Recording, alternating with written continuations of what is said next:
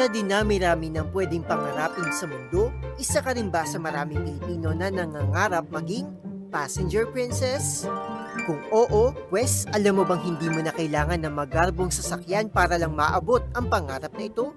Patunay rito ang isang TikTok uploader na tila naranasan ng buhay passenger princess sa lungsod na Marikina nang sumakay ito sa isang pangmalakasan na tricycle. Let me tell you.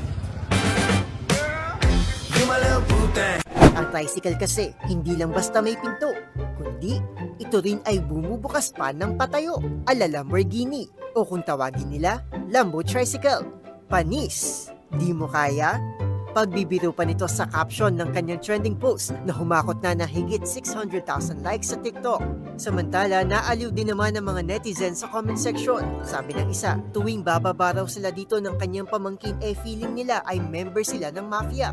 Sabi naman ng isa, yan daw ang feeling na maging isang passenger princess. Biro pa ng netizen na ito lang anya ang afford niyang Lambo. Kaya naman ano pang hinihintay mo? It's your turn to shine, passenger princess!